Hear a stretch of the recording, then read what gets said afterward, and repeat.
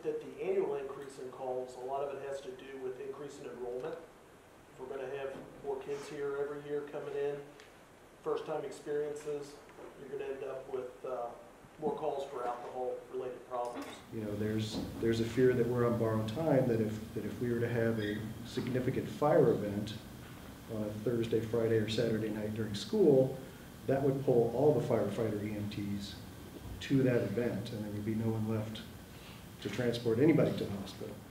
We're projecting that our Good Sam reports through the Office of Ethics and Student Conflict Resolution will probably be about 20% higher than last year.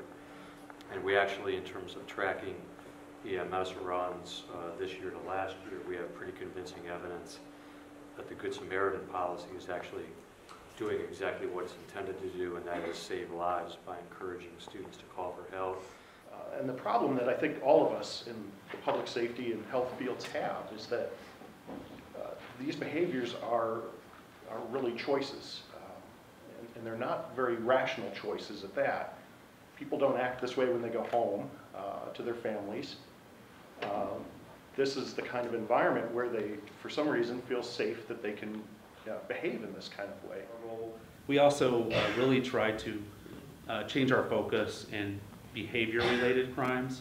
So not just looking for the underage person holding a can of beer, but then focusing on what their behavior was, and are they calling attention to themselves and essentially asking to be arrested.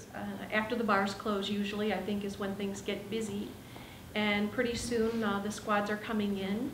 And on really busy nights, then what begins to happen is people that have lost their capacity to be rational, somehow then, for the very people that are helping them, who are there for them, they curse them, they hit them, they're abusive to them, they're violent to them. So, yeah, there's no question, though, that the students and the behavior with alcohol has a negative impact on our police and fire forces, and you know, we need to continue talking about how we can address that. And of course, as I think we'll all agree tonight, is that it's not a problem that the city's going to solve or that Miami University is going to solve on its own. It's a community problem, and we're going to need the help of the students. Discussed earlier is that the problem's caused by a very small number of students. Most of the students that we have interaction with in town are wonderful kids. There's just a few that cause the problems, and I think that everybody just has to realize that and be tolerant of it.